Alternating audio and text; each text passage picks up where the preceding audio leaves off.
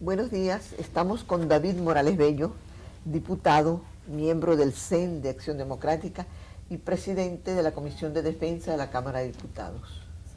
Hace 3 días, el secretario general de Acción Democrática, Alejandro Izaguirre, aseguró que la situación política es preocupante.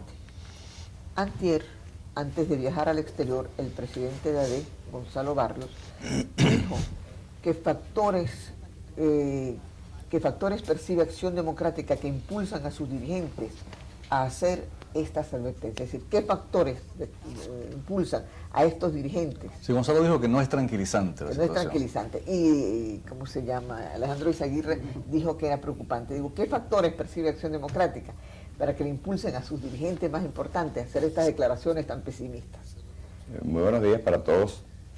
Yo creo, Sofía y Carlos, que no negándole la entidad que tienen tanto Gonzalo Barrios como Alejandro Izaguirre, lo que ellos dicen para mí realmente no es nada trascendente en el sentido de que no sea lo que está en el ambiente. Ellos simplemente, a mi modo de ver, una vez más, han sido voceros de una realidad que a todos nos rodea y a todos nos comprende.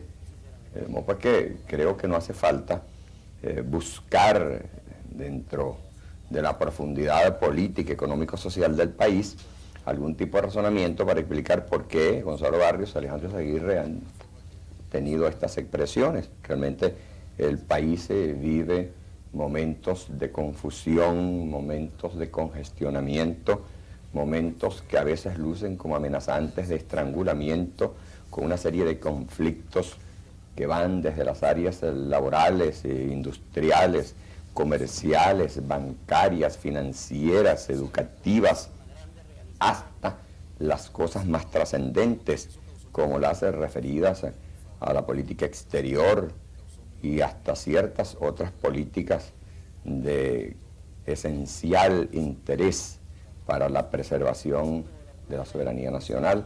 De modo pues que yo creo que realmente el país sí está viviendo estos momentos angustiantes, preocupantes, como se los pueda calificar, como consecuencia de una conducción gubernamental desatinada que ha tenido o tiene en este momento una expresión muy cabal en lo que ha ocurrido en torno al proyecto de tratado sobre el diferendo con Colombia. Sí, ahora, justamente David, sin duda el mayor factor de perturbación, si se admite, pues, como han asegurado Gonzalo Barrios y Alejandro Izaguirre, que la situación es preocupante o que no es tranquilizadora. Como dice Gonzalo. El mayor factor de perturbación habría sido, pues, la manera como se ha desenvuelto esta controversia sobre el proyecto de tratado con Colombia. Ahora bien, en una comunicación formal al presidente, Acción Democrática sostuvo lo siguiente, ¿no? Y lo voy a citar en la comunicación de ustedes, ¿no? Que el silencio del gobierno de Ecopey son factores de desasosiego en este caso. Exactamente, ¿qué quiere decir Acción Democrática con esto? Esto quiere decir que el gobierno, en lugar de sosegar a la colectividad nacional, planteándole situaciones precisas y seguras en cuanto al propio comportamiento gubernamental, lo que hace es dar la impresión de que aquí las cosas andan al garete y que no hay una conducción gubernamental firme. Incluso yo llegaría a decir que esto se refiere a la falta de eficiencia gubernamental en cuanto al cumplimiento de las tareas que específicamente le corresponden al Poder Ejecutivo y al jefe de Estado como jefe de gobierno, que también es en Venezuela. Acción Democrática ha puesto de manifiesto su censura al comportamiento del jefe del Estado al presentar ante el país, ante todos los sectores que integran la comunidad nacional, un proyecto de tratado sobre un asunto tan delicado como este del diferendo con Colombia y no tomar una posición al respecto. Decirle a los sectores, manifiéstense sobre esto, respecto a lo cual yo no me ubico, con lo que quiere decir que tiene reservas. Acción Democrática no se puso de acuerdo con el doctor Luis Herrera Marcano, uno de los integrantes de la comisión negociadora. Justamente yo quería preguntarte, David, que en un foro que le hizo Alfredo Peña en el Nacional a uno de los negociadores, que es Luis Herrera Marcano, sostuvo que el apoyo del presidente al proyecto del tratado está implícito en toda la forma como se desarrolló la reciente ronda de negociaciones que dice. Sí, que no hace falta. Sí, Pues. hubiera sido estupendo que eso hubiese sido verdad. Ajá. Yo, pensando en buen venezolano. ¿Tú leíste ese foro? Sí, ¿no? cómo no. Pero difiere un poco de tu apreciación, Sofía. En el sentido de que cuando a Luis Herrera Marcano No le es hace la pregunta... es la apreciación de Luis Herrera Marcano. No, perdón, de tu apreciación de la respuesta de Luis Herrera Marcano. Porque cuando a Luis Herrera Marcano le pregunta a Alfredo Peña si es cierto que el presidente se ha mostrado con reservas o indefinido frente al proyecto consecuencia del trabajo realizado por la comisión negociadora, él dice, como el presidente designó la comisión y la comisión lo mantuvo informado, es de presumir que el hecho de él entregar el proyecto a la colectividad implica que él está de acuerdo con el proyecto. Eso sería lo deseable.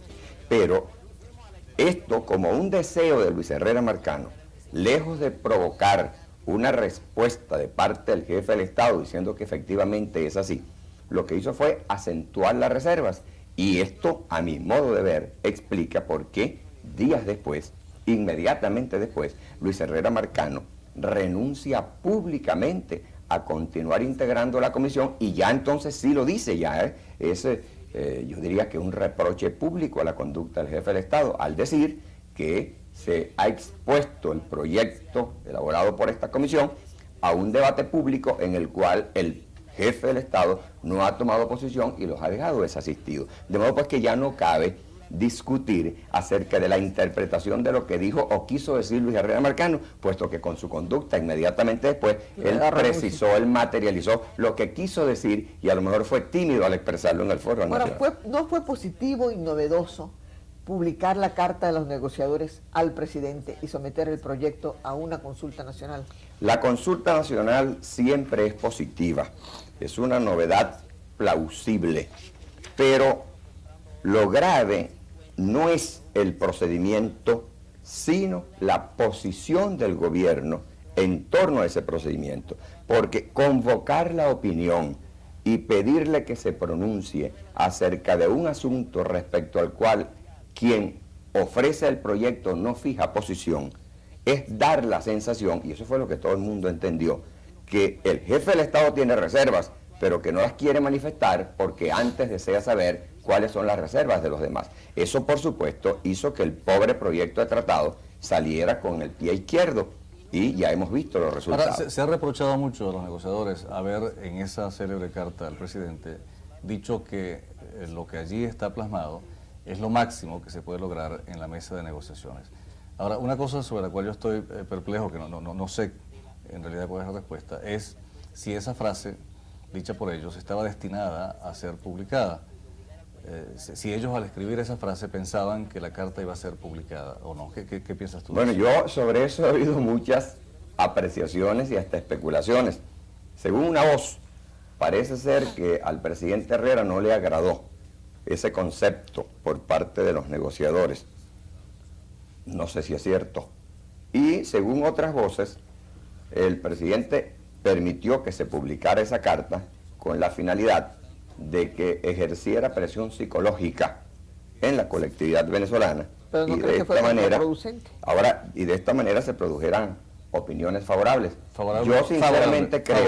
Yo sinceramente creo que fue un error publicarla. Esa carta no ha debido. ¿Pero tú crees que los negociadores sabían que esa carta iba a ser publicada? Yo creo que no. Sinceramente creo que no. Luis Herrera Marcano, que es el que hasta ahora ha hablado, no ha dicho esto y creo que no lo vaya a decir, pero yo sinceramente creo que esa carta fue escrita como una exposición de motivos, como una especie de rendición de cuentas al jefe del Estado venezolano, que constitucionalmente es quien dirige la política exterior, pero nunca para el consumo exterior, porque eso podía provocar reacciones que era de esperar, como efectivamente se han producido. En todo caso, esto pues cae un poco en el campo de las especulaciones. Yo creo que realmente el gran daño al proyecto de tratado se lo hizo la conducta del gobierno al prácticamente mostrar reservas imprecisas, pero reservas al fin respecto al proyecto de tratado. Y lo otro, que fue provocar en el medio militar una situación absolutamente contraproducente. Nosotros en Venezuela tenemos establecido un sistema democrático con sus pautas, con sus reglas, que deben ser observadas cuidadosamente, porque esas no existen en razón de que a alguien se le ocurrió un buen día ponerse a imaginar cosas raras para darle características al gobierno de nuestro país, sino que son productos de la experiencia, de la asimilación de las doctrinas políticas y de su adaptación a lo que es la historia y la realidad venezolanas. Nosotros tenemos unas Fuerzas Armadas Nacionales que por definición constitucional no son deliberantes. Entonces ha resultado una cosa extraña que el presidente de la República haya provocado una deliberación, una discusión pública y colectiva en las Fuerzas Armadas Nacionales, nada menos que en relación con un problema que toca tan de cerca la razón de ser, la esencia de las propias Fuerzas Armadas Nacionales. Entonces, esa es una discusión imprudente, evidentemente imprudente, que sitúa a las Fuerzas Armadas Nacionales en medio de una controversia pública que se entiende entre los partidos políticos y otros sectores organizados, pero que no debe provocarse, no debe estimularse en el sector de las Fuerzas Armadas, porque muy posiblemente se vean envueltas, como se han visto, en una serie de especulaciones que trascienden a medias, que forman parte de una guerra de rumores, generalmente añadidas a ellas algunas dosis de exageración, pero que tienen como base, que tienen como razón de ser, que tienen como impulso inicial un desatino gubernamental. Haber citado 1000 y tantos oficiales a un teatro para ir a discutir con el canciller acerca de estos alcances, bueno, ha dado lugar a rumores que ustedes tienen que haber escuchado, que si los militares pitaron al canciller, que si los militares abuchearon al canciller, que si los militares no dejaron hablar al canciller, una serie de cosas que efectivamente han hecho daño a la situación política nacional, han agregado ciertas dosis de nerviosismo, y cuando comenzaron estos rumores de que al canciller lo habían abuchado, de que al canciller lo habían pitado, de que el canciller había sido incluso interrumpido en sus exposiciones, bueno, al día siguiente se agotaron los automercados y los supermercados porque la gente salió a comprar comida en razón de que pensaban de que lo que venía era un golpe de Estado.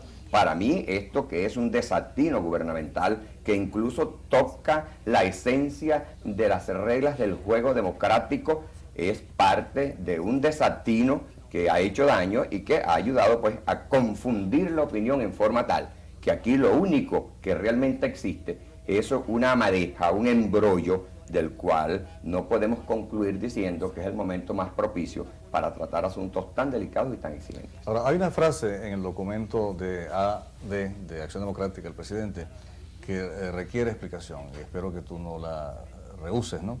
Y es cuando Acción Democrática, al dirigirse al presidente y reprocharle su silencio en la materia, dice lo siguiente, comillas, ¿no? Hay que tener una lógica duda acerca del propósito de la consulta. ¿Qué quiere decir esa frase? Yo la entiendo como que el presidente no ha querido pronunciarse y lo que ha buscado es que haya otros pronunciamientos y que en todo caso lo que pudiera ser una corriente de antipatía vaya a pesar sobre otros dirigentes políticos, sobre otras organizaciones políticas y no sobre los dirigentes del gobierno y sobre el partido del gobierno. Es una especie de desplazar en todo caso señalamientos, acusaciones, reacciones de antipatía, como queriendo el gobierno y su partido en este caso, porque recordemos que la carta se refiere también a que el partido de gobierno no ha fijado posición. Sí, ni el presidente ni el presidente ni el partido, con lo cual pues el gobierno como gobierno y el partido de gobierno como tal tratan entonces de colocarse en una posición de ventajismo al querer canalizar hacia los demás las que pudieran ser reacciones negativas y antipáticas. Ahora, respecto luego al proyecto. el ministro del Interior, Montes de Oca, sí fue muy categórico, justamente en un foro con Alfredo Peña, diciendo que él sí cree que ese es un Sí, buen y yo proyecto de creo tratado. que yo leí como 2 o 3 veces ese foro y me dio la impresión, es una impresión muy personal, de que el ministro Montes de Oca, emplazado como ha sido el doctor Rafael Caldera a que se defina y prolongado el silencio del doctor Caldera al respecto, como es verdad que entre el doctor Caldera y el ministro Montes de Oca hay una concurrencia en la búsqueda de la candidatura presidencial de Copey para 1983, el ministro Montes de Oca dijo: yo sí estoy de acuerdo con el proyecto, yo sí defiendo el proyecto, con lo que quiso significar, yo sí me defino ante un asunto de esta naturaleza. Había que leer entre líneas, el doctor Rafael Caldera no se define. Ahora, ¿piensas tú, David, que hay todavía posibilidades de negociación después de lo que ha pasado, o que queda cerrada esa posibilidad y que Colombia va al arbitraje?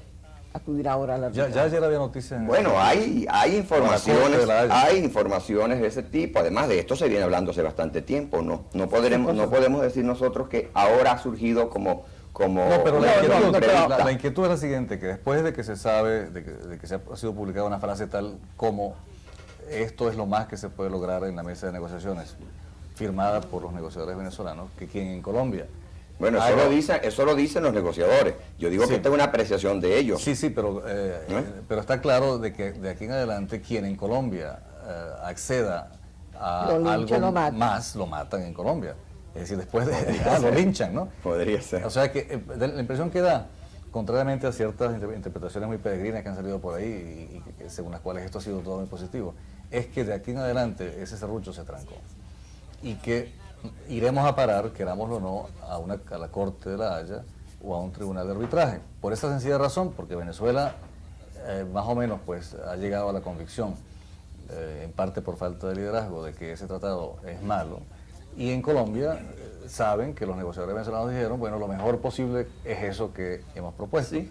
Entonces, Sí, Carlos, ¿tú yo crees creo, que por a esto pesar hay- de todo podría haber una nueva ronda fructífera de negociaciones? Bueno, no nos olvidemos que formamos parte de un sistema jurídico internacional que incluso pudiéramos decir que es infinito, por cuanto cuando las normas preestablecidas ceden paso al arbitraje, ya esto se vuelve infinito. No concluyo que se haya cerrado toda compuerta y que por consiguiente estemos con el serrucho trancado. No, ese serrucho puede seguir funcionando por vías alternas y la inteligencia del hombre es muy amplia y siempre De abre algunos caminos, hombres. bueno, del ser humano. Abre caminos con la finalidad de encontrar soluciones para los problemas, Ahora, por muy graves que David, sean. una cosa, ¿es que Venezuela está obligada de concurrir al arbitraje o puede plantarse y negarse a ir? Plantarse en su Bueno, país y primero negarse. sería la cita, ¿no? El arbitraje, Sí, pero puede no negarse. nos olvidemos que el arbitraje es un apartamiento de las normas jurídicas aplicables en virtud del derecho Bueno, está que la Corte representan. Internacional y está Eso, el y arbitraje, entonces, son dos cosas cuando, distintas. cuando se va a un arbitraje, las partes van en solicitud de ese Pero arbitraje. si Colombia acude a la Corte Internacional con su demanda, ¿no?, de que esto ya no se puede negociar y la Corte lo admite. Bueno, ya no es un arbitraje, Pues tiene sí, que puede, ir a una pero- demanda de derecho. Pero puede Venezuela decir, ahí no hay nada que negociar, como sostiene tanta gente en Venezuela, no hay nada que conversar ni que negociar, nos negamos a acudir a la Corte, ¿podemos hacer eso? No, un momentico. Venezuela se puede negar a concurrir voluntariamente a la búsqueda de una solución arbitral, pero si Venezuela es demandada, Aunque ante no la vaya, Corte aunque no acuda, Internacional, el Colombia arbitraje. puede insistir en que se produzca un Y entonces el procedimiento. arbitraje sucede de No, tal no hay manera. arbitraje. O sea que nos No hay arriesgaríamos... arbitraje porque no hay Sí, coincidencia yo de creo que voluntades. conviene que Explique eso. expliques esto bien. El arbitraje es someter las partes de mutuo acuerdo a arbitraje. Una causa que de- incluso puede ser hasta condicionada o encausada. Queremos que haya pronunciamientos O sobre sea que en este ese y este y este caso aspecto. los jueces son escogidos por las partes que previamente declaran que se van a someter a la opinión de esos jueces, ¿no? Sí. El procedimiento en la Corte de La Haya es distinto. Es diferente. Ahí iría Colombia como un demandante y si Venezuela no acude se arriesga a que ocurra un De fallo todas maneras hay un fallo. en su ausencia. Puede producirse perfectamente bien. No, es que Venezuela tendría que irse a defender, Ahora, vamos a terminar un poco con porque Colombia. incluso desde el punto de vista político, desluce mucho que en un momento dado Venezuela diga, yo formo parte de un sistema jurídico internacional, pero no acudo. Estoy integrado a un sistema interrelacionado con fundamento en el derecho, pero cuando me hacen una cita a confrontar situaciones conforme al derecho, yo me niego porque no creo en eso. Mira, David, la Creo que controversia... políticamente eso... Sí, pero es que no además podría hay algo más ser. grave, y es que se produciría entonces un fallo en ausencia nuestra, sin haber nosotros defendido nuestro punto de vista ante la Corte. Sí, pero yo esa hipótesis no me la planteo. Ojalá. La controversia sobre el proyecto de tratado por sí sola no hubiera podido crear una situación calificable por el doctor Izaguirre de preocupante y de no tranquilizadora por el doctor Barrios. ¿Qué otros factores ha analizado el CEN de Acción Democrática que están incidiendo negativamente en el clima político? Nosotros vivimos en constante análisis en lo que respecta a la complejidad política, económica y social del país. Te puedo mencionar de inmediato el factor económico nacional reflejado en el proyecto de ley de presupuesto sometido por el gobierno a consideración del Congreso. Una cosa muy grave que muy posiblemente el Congreso resuelva devolverle al gobierno el proyecto de ley de presupuesto, porque considera que se ha estimado en forma inexacta tanto la renta interna como la renta externa proveniente del petróleo para 1981. Es una cosa muy grave, muy singular, pero que el Congreso quizá tenga que llegar a ella por salvar su propia responsabilidad. Cuando el gobierno dice, estimamos que la renta interna va a producir 8.000 millones de dólares. Es la reconducción del presupuesto. No. Bueno, no, es una reconsideración, de lo que se piensa que puede ser la renta interna para sostener ahora, el gasto público en 1981. De producirse esa devolución del proyecto por el Congreso al Ejecutivo, ¿estaría avalada con las firmas de, por ejemplo, el doctor Oberto, el presidente de la Comisión de Finanzas, o sería contra la opinión? Bueno, esto está por verse. Por ahora es una opinión que está bastante generalizada, porque todos los análisis conducen a que el gobierno ha sido insincero al calcular la renta interna y al calcular la renta externa producto del negocio petrolero con la finalidad de presentar un proyecto de ley de presupuesto abultado y de esta manera hacer aparecer ante el país una situación presupuestaria contrastante con la verdad. Esto no es una cuestión de egoísmo o de sectarismo partidista, sino producto de análisis técnicos hechos en el seno de la Comisión de Finanzas. Yo no puedo asegurar aquí en este momento que el doctor Oberto, como dirigente de COPEI, presidente de la Comisión de Finanzas de la Cámara de Diputados, va a llegar a firmar ese acuerdo. Pero lo que no ha hecho lo que no ha hecho el doctor Oberto, porque no le ha sido posible, es desmentir esta aseveración de carácter técnico, conforme a la cual se precisa que 8.000 millones de bolívares, en los cuales se calcula allí la renta interna para 1981, sean una cantidad factible, una cantidad posible de recaudar e integrar al Tesoro Nacional como respaldo financiero del gasto público para 1981. Entonces, esto sí lo garantizo y lo digo con toda seriedad, es el producto de análisis y de estudios y demuestra que hay una descomposición en la conducción de la cosa pública en Venezuela que no tiene reservas, que toca todos los ángulos, que constantemente se traduce en crisis que afloran y que a veces amenazan con aflorar, pero que sin duda alguna están acrecentando cada día más esta gran crisis de confianza que hay en el país y que repercute en el desplazamiento empresarial, en el cierre empresarial, en la no iniciativa de actividades y de operaciones conducentes al fortalecimiento de la producción nacional y a una dependencia gravísima, cada vez más acentuada, del petróleo en un país donde todos reconocemos que lo que hay que hacer es establecer vías alternas con la finalidad de quitarnos de encima la pesadilla de la monodependencia del petróleo. Bueno, esta angustia y esta falta de confianza es lo que, respondiendo a la pregunta de Sofía, lleva a Acción Democrática a enfocar sus estudios hacia todos los ámbitos de la vida nacional y encontrar muy preocupantemente que no hay uno solo que escape al calificativo de crítico que se aprecia en todas esas áreas. Bueno, dentro de un momento vamos a continuar entrevistando a David Morales Bello, diputado, miembro del CEN de Acción Democrática, presidente de la Comisión de Defensa de la Cámara de Diputados. Ahora sí, estamos con David Morales Bello, no voy a decir todos los títulos, miembro del CEN de Acción Democrática, presidente de la Comisión de la Defensa de la Cámara de Diputados, aspirante a presidencia de la República, etcétera, Te lo etcétera. estás añadiendo tú por si acaso. En últimas noticias, David, vamos a ver, porque yo he leído una cantidad de cosas que ahora vamos a comentar con respecto a eso. En últimas noticias, el sábado pasado, el periodista político León Pérez atribuye a un vocero no identificado de AD la opinión de que se está viviendo una situación desestabilizadora, comparable a la que atravesó el gobierno de Rómulo Betancourt en 1960-61. No hay un poco de exageración y de alarmismo en semejante comparación.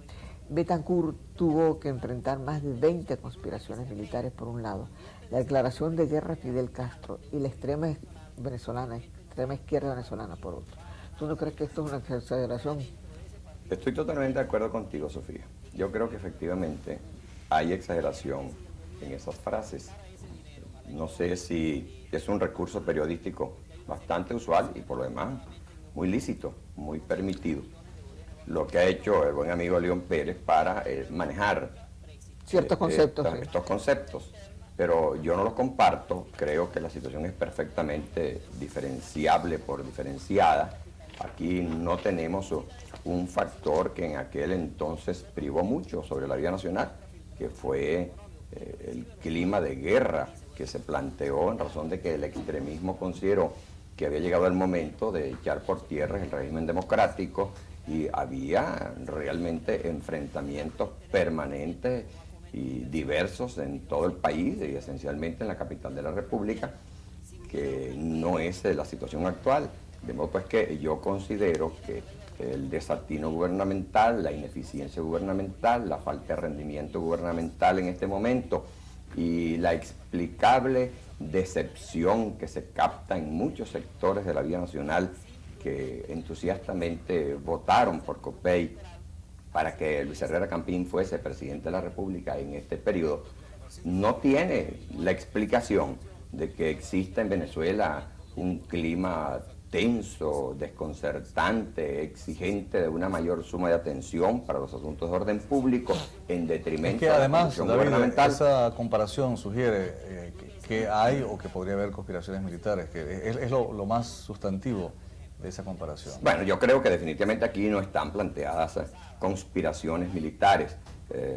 Yo conozco muchísimos militares, trato con ellos permanentemente, doy fe de su vocación democrática, de su aceptación del desenvolvimiento de la vida en libertad en Venezuela y ninguno muestra deseos distintos a los de que Venezuela definitivamente encuentre las vías de mantener la solidez democrática que actualmente nos permite desenvolvernos como lo hacemos.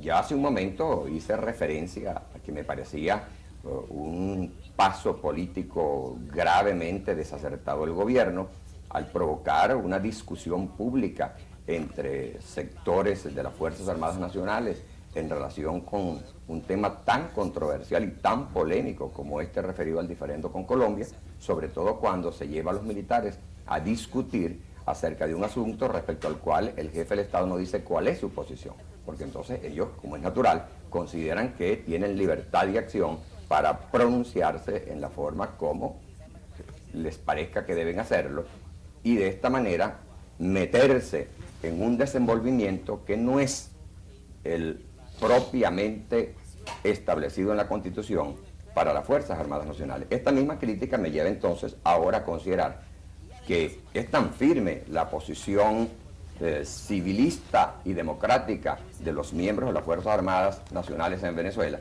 que no obstante estos desaciertos del gobierno, no hay anomalías ni hay ningún tipo de acechanza que pudieran hacer pensar que en Venezuela haya gente que esté conspirando para sustituir el régimen democrático de gobierno por un régimen de fuerza que, por supuesto, no es que le va a permitir discutir a los militares, que eso va en contraposición con su propia naturaleza como institución, sino que no va a permitir la discusión entre los civiles. Dime una cosa, el tiempo se está acabando en televisión, contigo más rápidamente porque conversas mucho y bien. Dime una cosa, ¿hay un distanciamiento entre Jaime y tú? Es cierto eso, ese rumor que se corre. Si por distanciamiento se entiende el factor físico, ayer estuvimos conversando públicamente en el entierro de la mamá de Manuel Mantilla y de Wenceslao Mantilla en la funeraria Vallés. ¿Coincidieron ahí por casualidad entonces? No, podíamos haber, de estar distanciados físicamente, pudiéramos haber coincidido como coincidimos unos cuantos. Y haberse evitado. Sin embargo, pues no hubo el acercamiento con otras personas de las tantas coincidentes como si lo hubo con Jaime.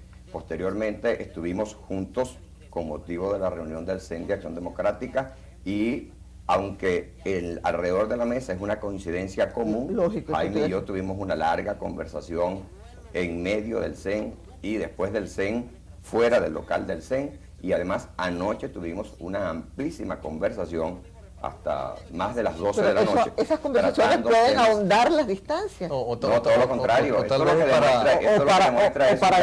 lo que demuestra es un gran acercamiento para considerar entre los dos y también en compañía de otros miembros de Acción Democrática situaciones políticas que vive el partido y situaciones políticas que vive el país. Entre ellas la de aplazar la convención, de alejar la convención de Acción Democrática. Ese es uno de los temas que tratamos, si es cierto. Bueno, porque se han presentado algunos inconvenientes en el desarrollo del proceso electoral interno y tanto Jaime como yo consideramos que estos inconvenientes no son de entidad tal como para que el proceso electoral se detenga, sino que si en algún sitio hace falta aplicar un correctivo, ese sitio debe ser objeto de correctivo, ¿qué ha ocurrido, David? pero no la totalidad de la República. Para que tú te hayas decidido por fin a declarar con claridad que ahora sí aspiras a la candidatura presidencial? Bueno, yo no entiendo, Carlos, en razón de qué hay esta versión por allí, en el sentido de hacerme aparecer a mí como reticente por tradición y ahora como resuelto de manera inesperada. Es que ahora tú has dicho cosas... No, es que ni una cosa ni otra son ciertas. A veces uno tiene suerte con frases que dice porque pasaron inadvertidas muchas otras veces y de golpe y porrazo la gente registra. Yo ahora no he dicho nada diferente a lo que en otras oportunidades he sostenido. Quienes estamos en la lucha política, en la actividad política de primera línea, no podemos evitar que alguien, por simpatía, por cariño, por afinidad, por muchas motivaciones, para el 83 señale a esa persona como posible candidato presidencial. Lo grave estaría, y ahí es donde yo... dice fin de rollo, pero... Lo grave estaría en que yo dijera, señores, ustedes están equivocados. Yo soy indigno de la distinción que ustedes me están otorgando. Yo nunca podría ser presidente de la República porque yo no soy ni el apto que ustedes consideran, ni el capaz que ustedes consideran, ni el inteligente que ustedes consideran, ni entonces, el decidido que ustedes consideran. Yo no me puedo negar a mí mismo. Esta vez sí eres precandidato. No, yo esta vez le estoy diciendo a quienes me están señalando como persona que puede reunir condiciones para ser presidente de la República, que yo no soy indigno de esas distinciones. Muy bien, han escuchado ustedes a David Morales Bello. Gracias a David por la entrevista que nos ha dado, gracias a ustedes por habernos escuchado. Vean ahora la segunda emisión del Informador y luego Solo con Sofía, un servicio público de Venevisión.